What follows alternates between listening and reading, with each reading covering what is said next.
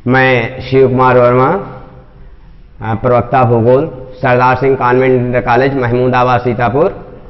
तो बेटा आज हम आपको ज्योग्राफी फर्स्ट पेपर में जो है कक्षा 12 विषय भूगोल अध्याय 2 विश्व की जनसंख्या वितरण घनत्व और वृद्धि, इसका वीडियो नंबर 1 आपको पढ़ाएंगे, भाग 1 पढ़ाएंगे। तो सबसे पहले बेटा है जनसंख्या वितरण का अर्थ। जनसंख्या किसे यानी जनसंख्या के का जो है वितरण का क्या अर्थ है बेटा? तो जनसंख्या वितरण का अर्थ यह है कि पृथ्वी के धरातल पर लोग किस प्रकार फैले हुए हैं।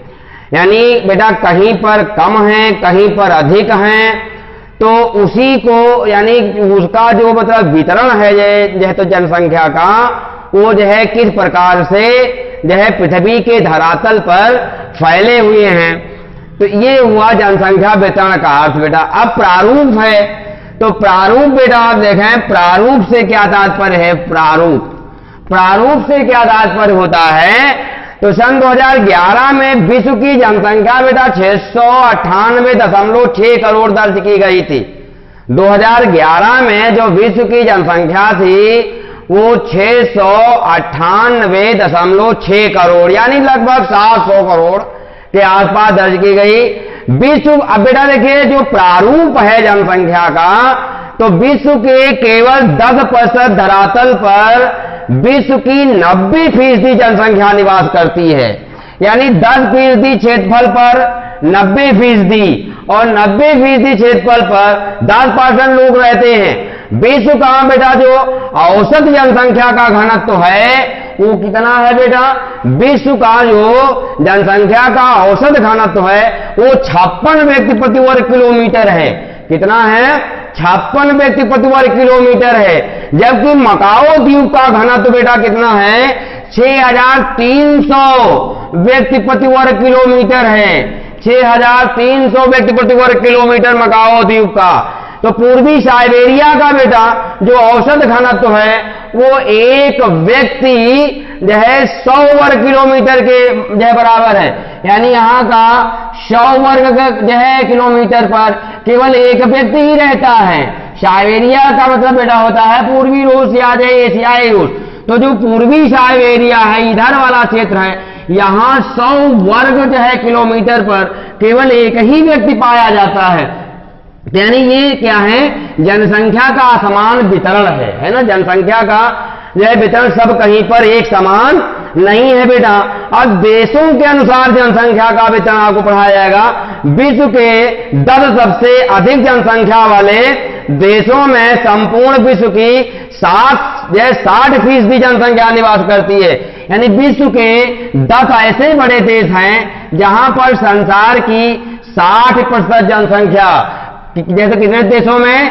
10 देशों में है ना 60% जनसंख्या निवास करती है बेटा।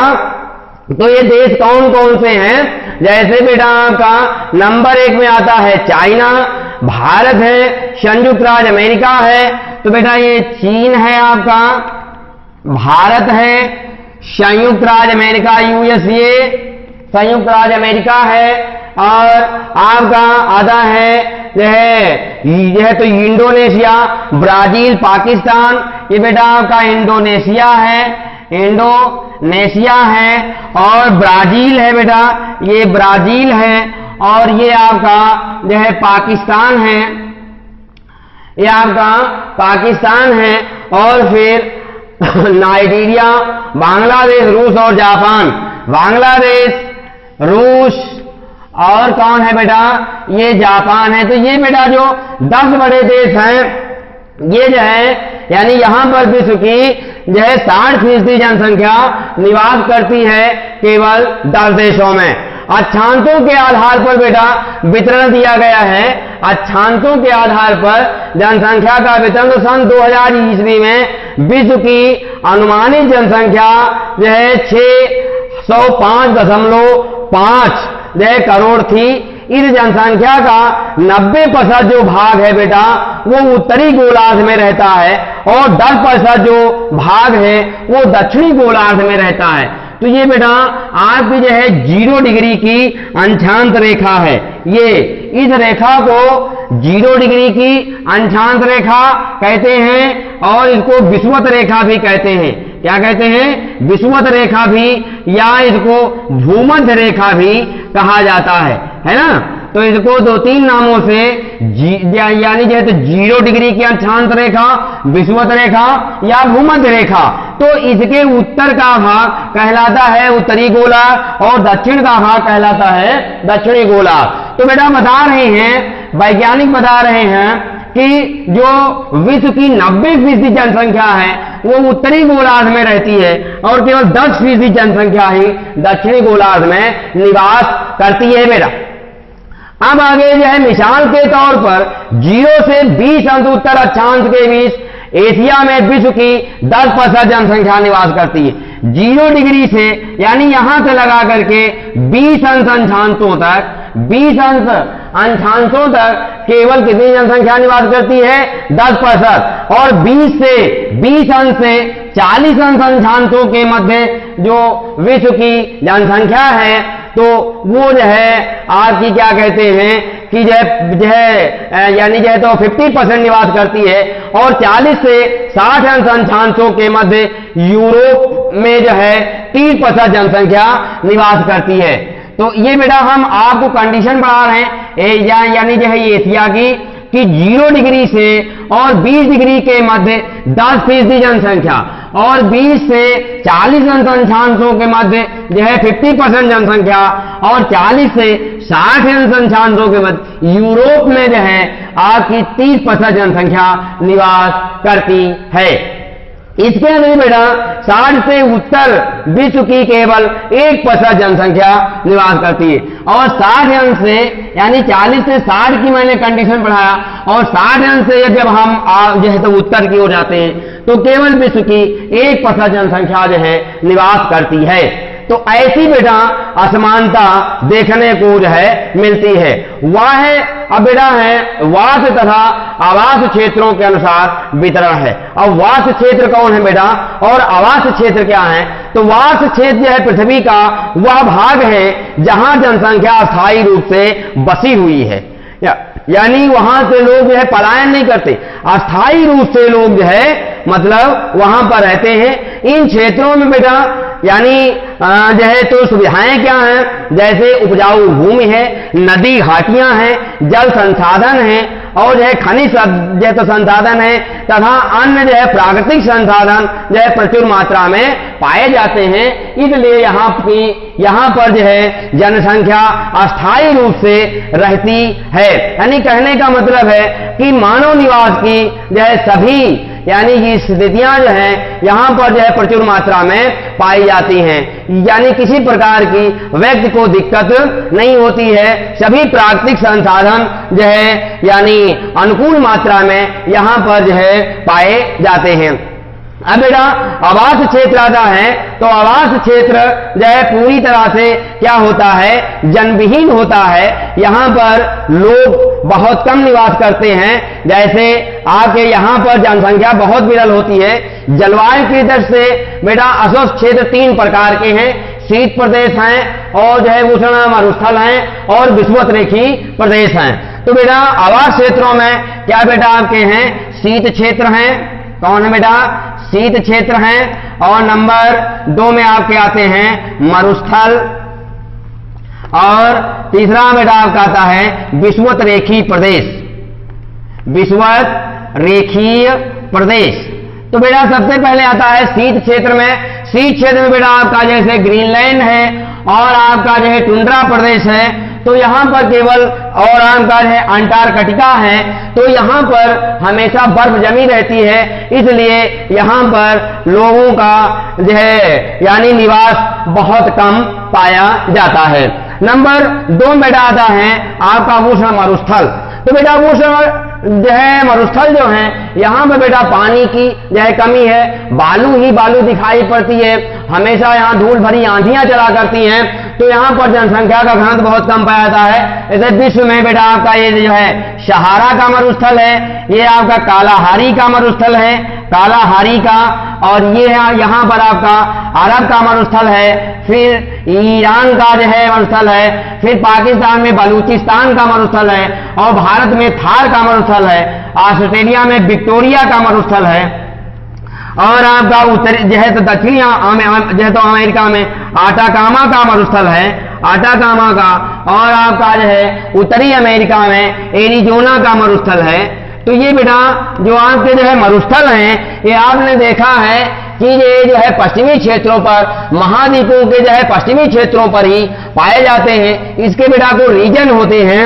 वह बेटा सबसे पहले हम आपको बताएं कि जो है मरुस्थलीय प्रदेशों की स्थिति क्या होती है। वह प्रदेश जो 20 से 30 अंशांशों के मध्य तथा महाद्वीपों के जो है पश्चिमी किनारों पर पाए जाते हैं, उन्हें क्या कहते हैं, उष्ण मरुस्थलीय प्रदेश कहते हैं। इसके जो बेटा बहुत रीजन होते हैं, ठीक है। तो ये जब आपको हम विश्व के बृहद प्राकृतिक प्रदेश पढ़ाएंगे, तब आपको जो है पढ़ाएंगे कि ये जो है महाद्वीपों के जो है पश्चिमी जो है किनारों पर 20 से 30 अंशांशों के मध्य जो है मरुस्थल क्यों पाए जाते हैं, आपको वहां पढ़ाया जाएगा। लेकिन मेरा यहाँ पर जनसंख्या बहुत कम पाई जाती है, क्योंकि यहाँ पर मानव के अनुकूल जो है यानी जो है तो उपयुक्त भौगोलिक दशाएं नहीं पाई जाती हैं, इसलिए यहां पर जनसंख्या बहुत ही जो है विरल पाई जाती है। नेक्स्ट दिन बेटा आपका आता है विषुवतरेखीय प्रदेश। तो बेटा ये क्या है, 0 से 5 अंश उत्तर और 0 से 5 अंश दक्षिण जो है, इन क्षेत्रों को कहा जाता है विषुवतरेखीय प्रदेश। तो बेटा इसके अंतर्गत अफ्रीका में आपका आता है कांगो, और आपका जो है आपका जो है वो जैसे तो दक्षिणी अमेरिका में आपका आता है अमेजन बेसिन, अमेजन बेसिन। तो इन क्षेत्रों में जो है जनसंख्या बेटा कम क्यों पाई जाती है। इन क्षेत्रों में जनसंख्या कम पाए जाने के मुख्य कारण ये है कि यहाँ की जलवायु कैसी है, अस्वस्थकर है, यानी यहाँ की जो है क्लाइमेट है वो जो है मानव के अनुकूल नहीं है। घने घने जंगल हैं, रोज बारिश होती है, विषैले यहाँ के जीव जंतु पाए जाते हैं, यानी वहाँ का धरातल जो है दलदल पाया जाता है। यातायात के यहाँ पर जो है तो साधन नहीं है, इसलिए यहाँ पर जो है यानी काफी समस्या जो है बनी रहती है। अब बेटा जनसंख्या का विश्व वितरण हम आपको जो है पढ़ाना चाहते हैं। तो आप देखें जनसंख्या का विश्व वितरण, जनसंख्या का विश्व वितरण बेटा देखें तो लोग उपयुक्त और अनुकूल स्थानों पर बसना चाहते हैं। ये बेटा सभी लोग ये तो जानते हैं, मनुष्य को जहां पर आसानी रहती है यानी जीने के लिए उसको जो है यानी आसानी से मूलभूत यानी उसकी आवश्यकताएं आपूर्ति हो जाती हैं, पूरी हो जाती हैं, वहीं पर व्यक्ति रहना चाहता है। और बेटा ये जो है यानी ऐसा जो मतलब धरातल पर भूभाग है वह बहुत ही जो है कम है। तो ऐसी कंडीशन में क्या है कि विश्व की लगभग आधी जनसंख्या जो है वो मात्र 5% भूभाग पर रहती है, और शेष बेटा जो है 50-60 जो है भूभाग पर यानी जो है तो क्या कहते हैं जो है तो 50% भूभाग पर शेष जनसंख्या फैली हुई है। तो बेटा वितरण के आधार पर विश्व को 3 भागों में बांटा गया है बेटा। तो जो है पहला आपका आता है जो तो सघन जनसंख्या वाले क्षेत्र, नंबर 2 आपका आता है मध्यम जनसंख्या वाले क्षेत्र, और नंबर 3 में आता है न्यून जनसंख्या वाले क्षेत्र या जो है विरल जनसंख्या वाले क्षेत्र। तो बेटा सघन जनसंख्या वाले क्षेत्र नंबर 1 में हम आपको पढ़ाएंगे सघन जनसंख्या वाले क्षेत्र, सघन जनसंख्या वाले क्षेत्र। तो सघन जनसंख्या वाले क्षेत्र बेटा कौन कौन से हैं, बेटा मानसून एशिया है। तो मानसून एशिया में बेटा जैसे आपका चाइना है, भारत है, इंडोनेशिया है, जावा द्वीप है, बांग्लादेश है, सिंगापुर है, जापान है। तो ये जो देश हैं यहां पर सघन जनसंख्या पाई जाती है एशिया महाद्वीप में।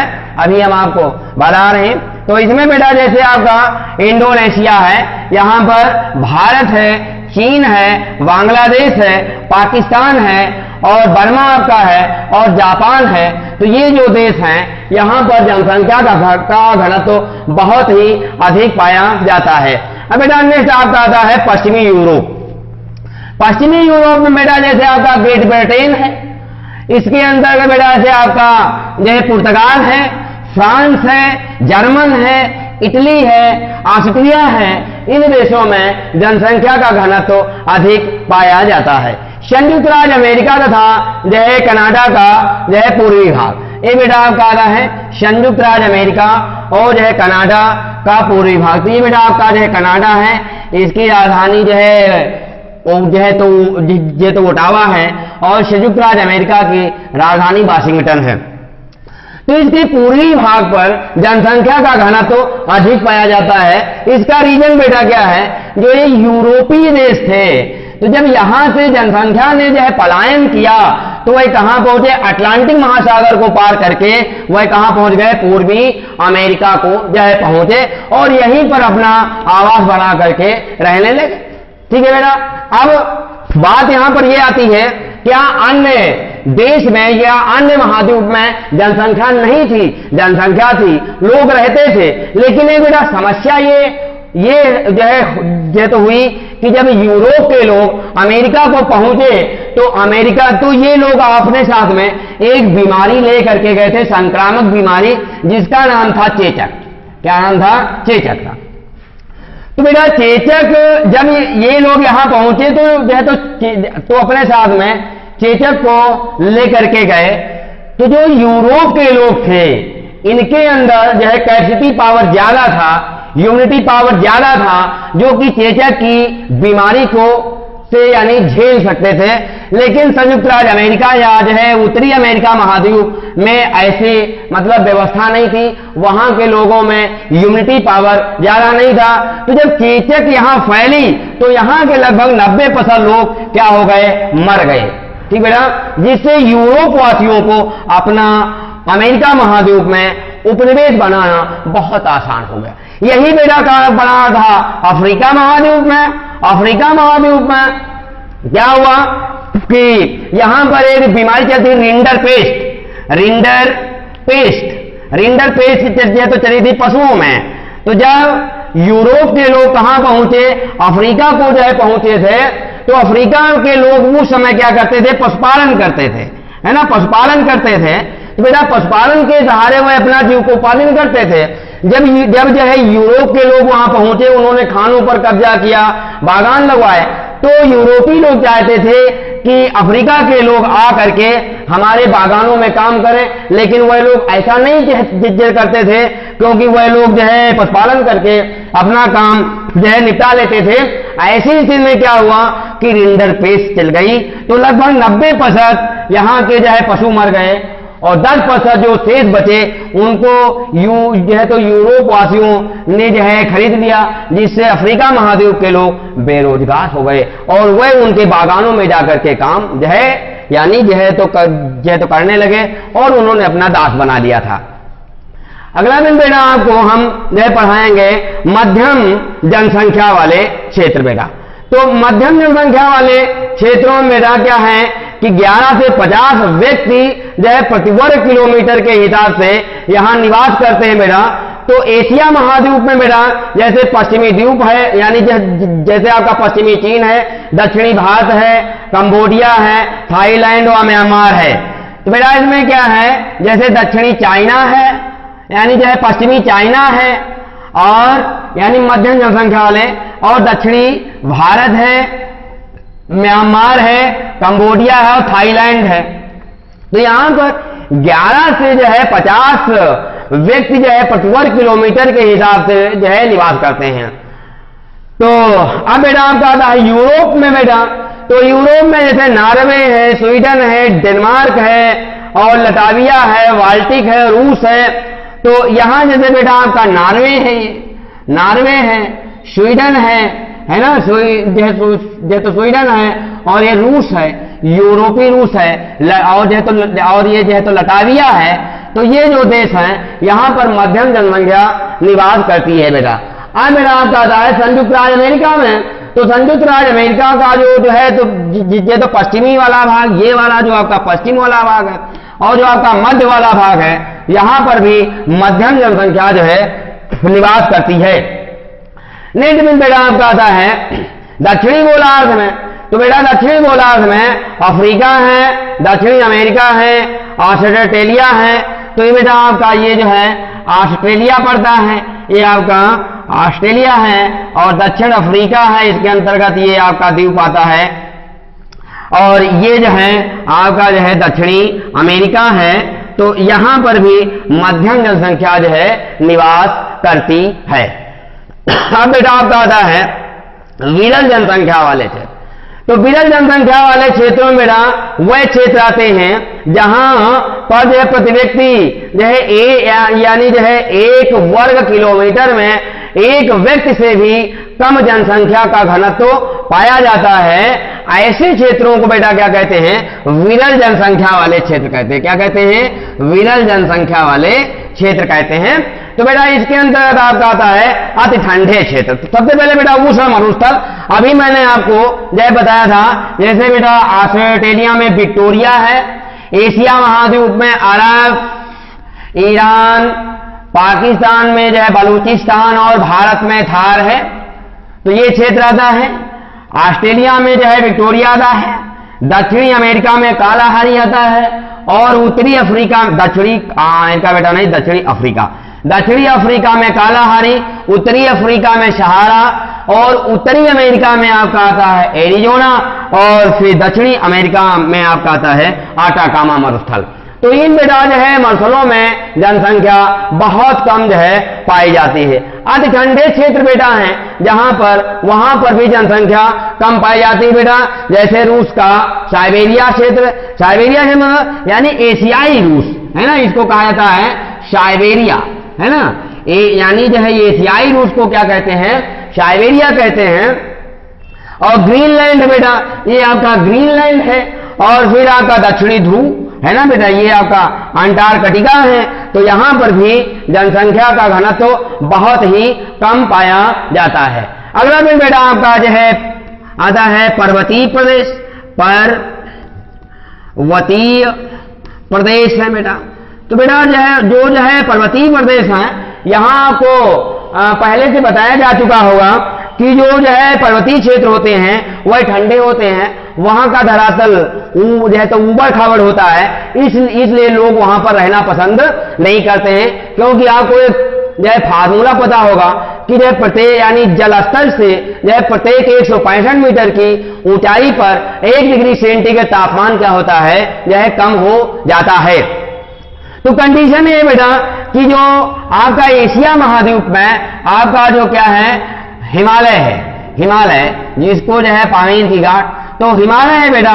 और उत्तरी अमेरिका में रॉकीज है, क्या है? रॉकीज है। और दक्षिणी अमेरिका में एंड्रीज है, एंड्रीज। तो यहां पर भी जनसंख्या का घनत्व बहुत ही कम पाया जाता है।